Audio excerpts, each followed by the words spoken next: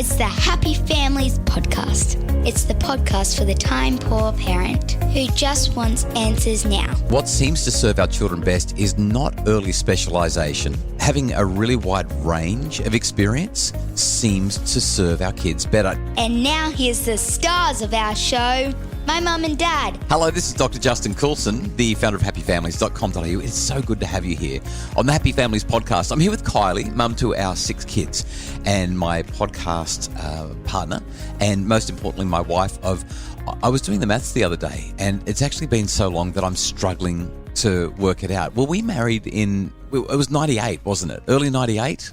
Yes, my honey. Yeah, great. So it's been like 24 and a bit years, 24 and a half years almost. You're making me feel old. Well, I hate to say it, but there's a reality to this. Did you see that meme that I put up on social media? It was a couple of weeks ago now.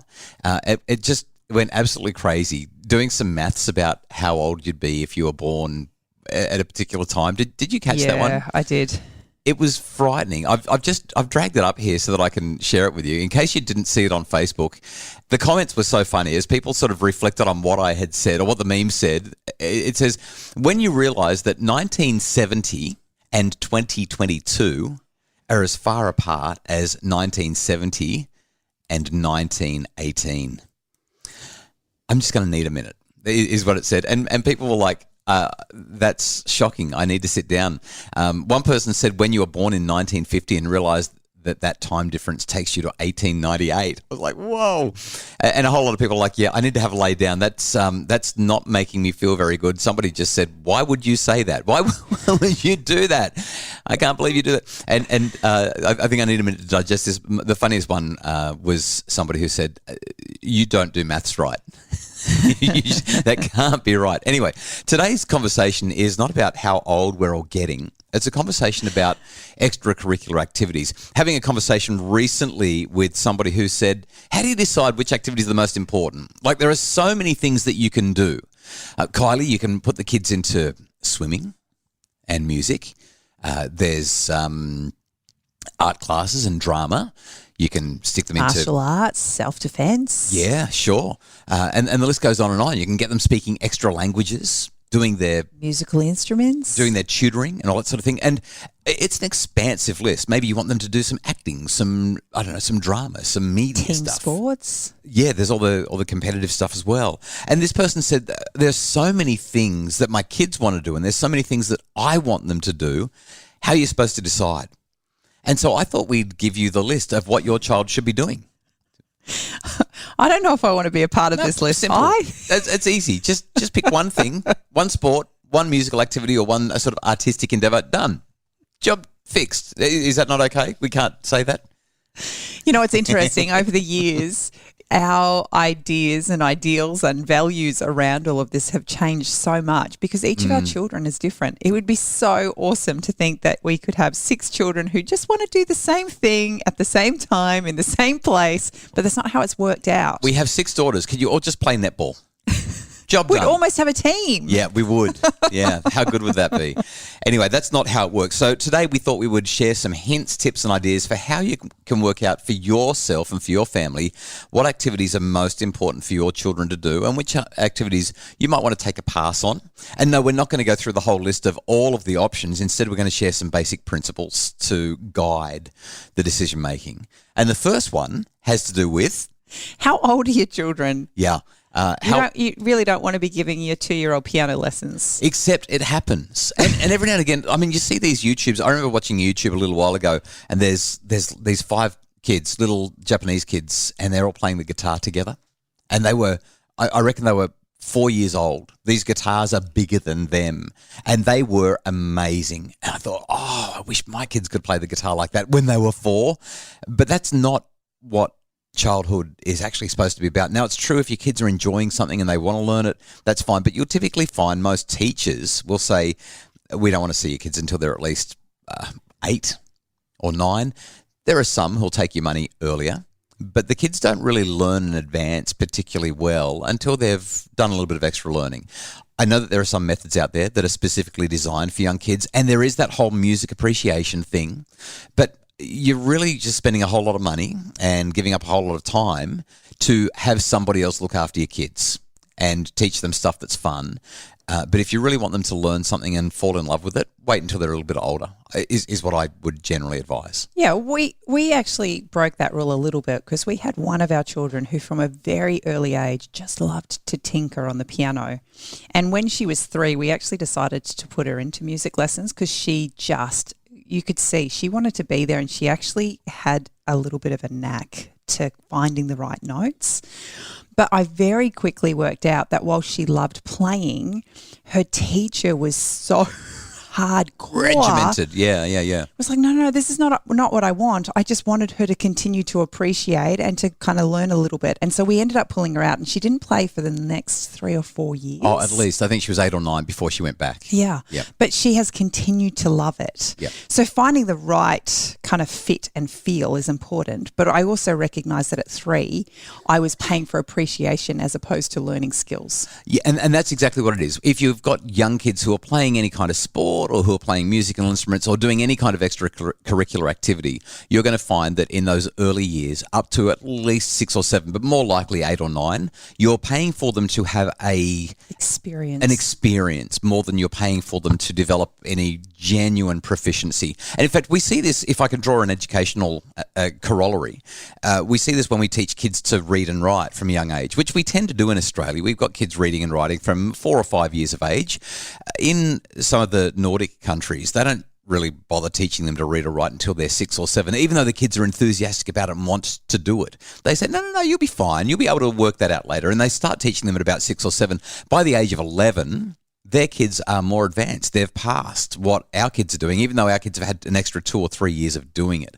There's something to be said for just waiting for the brain to be ready for this stuff. And it seems like that's somewhere around about the age of 7, 8, 9.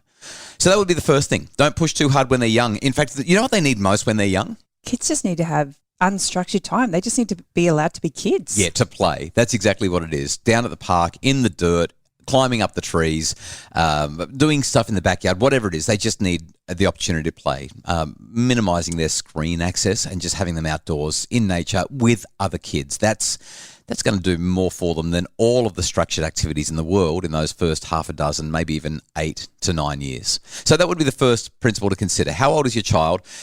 Not a great idea from a developmental point of view, even though your child might look like they are the ducks of kindergarten, like they're going to win the award for. And it's nice, right? When you see the kids walk on stage and they're better than everyone else, it does make you feel like you're doing a great job as a parent. But it's not necessarily in their best interests, believe it or not. Okay, the second thing, other than the age of the child, if we're going to work out what activities matter most. Is it resources? Yeah, how much cash you've got and how much time you've got. The resources that you have, how many children you already have, and how many activities they're involved in. Whether or not you want to have dinner around the table together as a family, or you'd rather have dinner as you're zooming them from one appointment to another in the car. I mean, we've talked with, spent time with families who literally do that. Their life is spent in the car, running the kids around. They eat in the car. They talk in the car. That's their time together. And I'm not going to suggest that that's wrong. It's not my job to tell people what's right and wrong. What I would suggest, though, is that if you've got the time and the money, then it's up to you how many of these activities you do. But I reckon sitting around the table with the kids, with the family, at least a few nights a week is probably better for them than doing all of those extracurricular activities. How much time have you got? How much cash have you got? And are you willing to be spending it on these things? After the break, we're going to have a look at the big thing that we have to consider more than anything when it comes to choosing extracurricular activities for your kids. Imagine a relationship where you felt seen, heard, and valued. One where, as your partner enters the front door, they see you and their eyes light up. A relationship like that is a gift. If you don't have it now, you can. The Happy Families webinar, Better Together, gives you the insight, tools, and support you need to have a happier relationship. Available now at the Happy Families webshop. It's the Happy Families podcast, the podcast for the time-poor parent who just wants answers now. And you've teased us. What's the biggest consideration that we need to take into account when we're choosing our children's extracurricular? It's actually the activity itself. It's not the kind of thing that people really want to own up to, but I regularly meet parents who say, I I want my child to do these activities for the life lessons that they'll get out of it. I want them to play competitive sport. I want them to play footy. I want them to do this or that because of the life lessons that they're going to get. And my response to that is they're going to get life lessons no matter what they do. Don't force it. Don't demand that they derive life lessons from the extracurricular activities that you're choosing for them. I don't think that's healthy. Other parents will say to me, I want my kid to be better than everyone else at something. Like, I want them to be ahead of the pack. I want them to feel good about themselves. Like, if I can help them to be competent and capable and look better, and they don't say it in these words, but that's kind of where they're going. I want them to compete and win so they can feel how it feels to win. I think there's such a huge difference between being competent at something and needing to be the best at something. And what we've experienced with our children as we've made decisions is allowing them to do activities to a level of competence has given them a level of confidence without having to be the best. Yeah. And there are parents who are genuinely open about saying, I want my kids to go to the Olympics. We're going to pick a sport that they can find their way to the Olympics. I want them to be an Olympic this or that. And what we've found in good research is that what seems to serve our children best is not early specialisation. In fact, that can lead to all kinds of challenges and difficulties, but range and breadth. You kind of touched on it a little bit earlier. Having a really wide range of experience seems to serve our kids better. Now, I know that there are examples like Tiger Woods. He was playing golf from the age of 2 or 3, and there's always those stories. But the more typical story is that kids did a whole lot of stuff, and then one day they were like, this is the thing that I love to do. This is the thing that I want to do. I feel at home here. So what I would actually do is recommend against being the tiger parent, recommend against being the pushy parent, recommend against being the parent who says, come on, kiddo, I want you to be awesome. I'm going to coach you. I'm going to get you to that level that you need to be. I read Andre Agassi's biography last year, amazing book about one of the world's best tennis players back in the day. And he had a dad who just drove him to excellence because he had to be a world champion. He had to be number one. He had to be the best there was. And while that's an extreme example, there are examples littered throughout sporting history like that of notably high quality players who just don't like what they do because of it. If we're going to choose activities for our kids, I actually think that we should let them have some say in it. Like, what brings them joy? Where are their friends and what are their friends doing? I reckon there's another couple of other things that are worth highlighting as well. What are your values? So in our home, we're just not really contact sport people.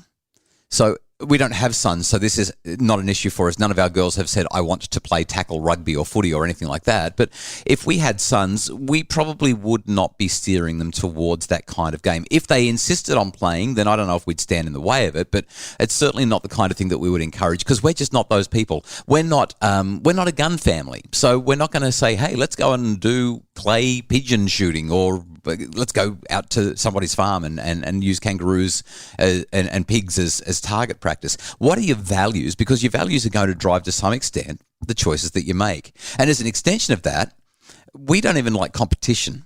In fact, there's a whole lot of research that we won't go into in this podcast that highlights that competition can really be undermining for kids' well-being. It can damage their sense of resilience, even their identity. And I've written about that extensively in my book, 9 Ways to a Resilient Child. So, like I said, we won't go into that now. But do you have to get the kids involved in competitive pursuits? Do they have to go to the Eisteddfod and try to win the ribbon? Do they have to be playing a team sport that requires them to make other people feel bad so they can feel good? That is, they can beat somebody so that they can feel like they're the winners. For us, we've sort of moved away from that quite a little bit, and we've only got a couple of kids that have really enjoyed competitive sports, and we've allowed them to do it, but we haven't pushed hard. So they're the big 3 things. How old is your child? Let's not push them into stuff too early. Number 2, what are your resources? Like, is it worth it for you to be doing this? And at what cost? What is it costing your family? And the third thing, what activity should it be? How does that fit with what sparks joy, where the relationships are, how they can build competence, what your values are? I think that these are questions that we need to consider.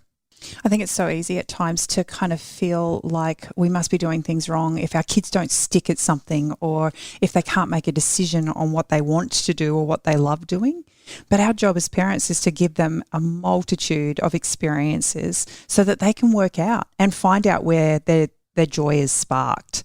And if we can do that, we recognise that it's not a competition. And it doesn't have to happen overnight. Do you know what, though? We need to wrap this up, but it feels like a competition when you're sitting there on awards night at the end of the school year and you're seeing all of these kids who are at the top of the tree walking up there and getting their awards, and everyone knows who they are. They're the superstars. They're the ones that win everything. They win the cross country. They win the athletics. They win the swimming. They've been on the representative teams.